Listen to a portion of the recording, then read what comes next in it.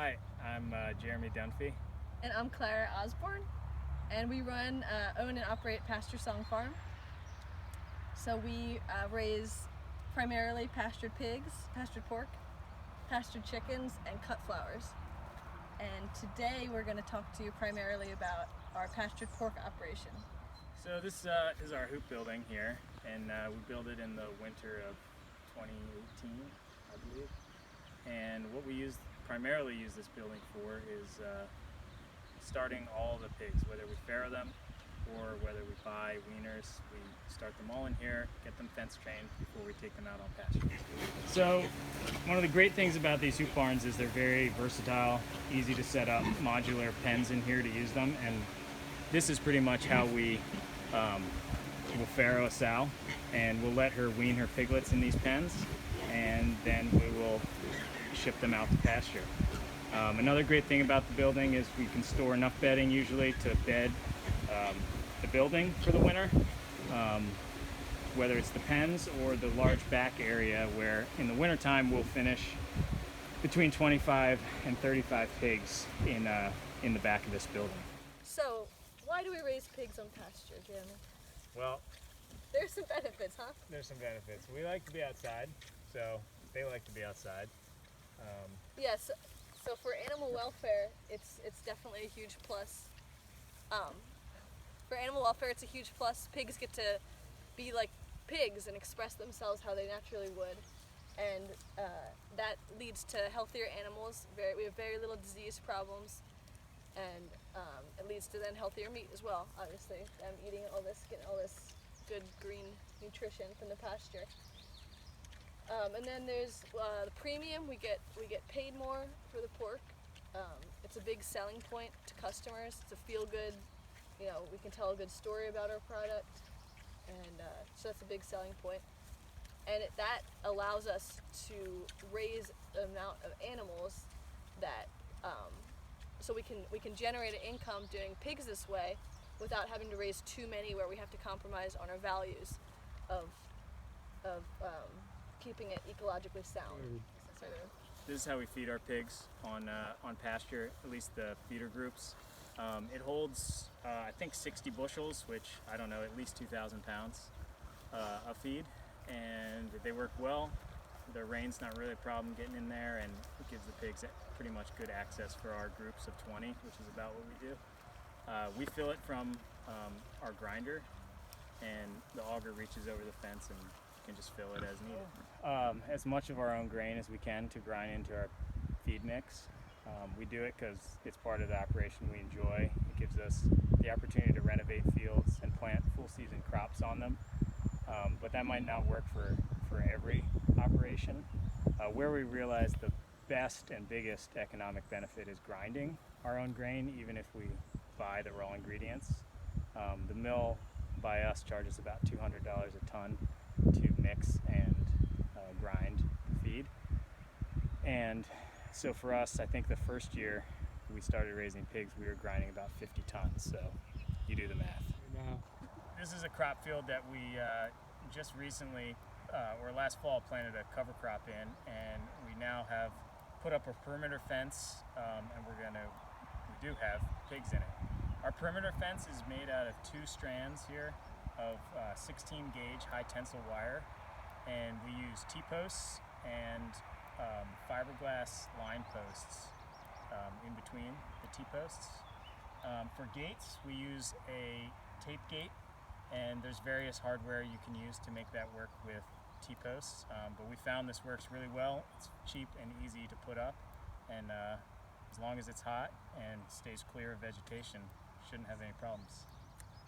We use a solar energizer to charge the fence, and that works it works well as long as you keep the vegetation clear of it. And for the more temporary fencing, like the cross fencing, we use just this poly wire and these step-in posts, and we use single strand, and that works well for pigs. We use essentially all we use is electric fencing for our pigs, minus the hoop barn, and yeah, it's great. Works really well. And it's also, another important note is that this this setup with the T-posts and the wire, it's relatively easy to take down too if we wanted to. So it allows us to be flexible. So another part of raising pigs is letting them have access to clean water at all times. And we found that the nipple waters work the best for keeping the water clean. So for pig housing on pasture, it kind of changes with the seasons. We use this all year round, but your needs will change if you're just raising pigs during the summer or whatever. So during the warmer months, housing is minimal. You basically just need the house for shade, and then you also want to provide a wallow for the pigs to cool off. As it gets colder, and when it's cold out, it's also needed for protection from the elements. So you don't want pigs to be out in the cold and the rain because they're going to get sick. So you're going to want to have the house a little bit more weatherproof. And also in the colder months we use a lot of bedding because then they can really make a nest in there. And we found with this house we can use it all year round and it works. So here we're in a pasture where the pigs have been for quite some time, about 2.5 months. And as you can see, it's pretty barren of vegetation and it's relatively compact. And that's what pigs do. If they're left, in an area for a certain amount of time, they're gonna, they immediately start rooting and they're gonna strip it of vegetation and really disturb it. And then you add to the fact that when you raise pigs on pasture, you need all the infrastructure, the feeder, the house, the water. All those areas are hot spots for impact. And so you're going to have a lot of animal impact when you raise pigs on pasture. Yeah, so the fact that they are hard on the ground sort of lends itself well to the way we've adapted our system to be dynamic with the use of annuals, because all the parts of our system then do well and respond well to the heavy disturbance of the pigs. Annual crops thrive in that kind of environment, and the pigs then thrive in the annual crops when we plant them for pasture, and of course grain. We can renovate these fields with plows and discs and plant corn and feed it to the pigs. What's important though is knowing that pigs cause a lot of disturbance and having some kind of plan to renovate or to deal with that challenge. We do have some permanent pastures for pigs, but those are mostly used for the breeding stock, so like the sows and the boar, because they tend to do less rooting and more grazing. And we still have to do some renovation in those permanent pastures, and that we usually just do some light tillage and seed it. This was a pasture we used heavily last summer. We had a summer annual mix of sorghum, Sudan grass, and cowpeas, and a few other things in here. And we had really tight grazing with a lot of pigs, and we wanted to get every ounce of that biomass off and let the pigs, really beat this pasture up in order to replant it this year. We didn't get it planted in the fall, but this spring we planted a mix of peas, and there's a small grain in here, I think wheat, and some clover and some ryegrass. The last 2 years or 3 years, we've integrated a good bit of haymaking into our operation. Not only does it supply us with a steady stream of bedding, which is really important to have in surplus when you have pigs outside, especially in the wintertime. And as well, in our hoop barn, we probably go through one big round bale a week in the full-on winter season. Another huge benefit from having an economic output from the hay, where we get to use it and sell it with the pigs, is that it really heals the land. And so the pigs are rough, but if we can get ground in a hay seeding for 2, 3, 4 years, that's going to just sort of heal everything back that was lost. There was damage done from like our annual rotation. This is an example of one of the small areas that's we have in permanent pasture.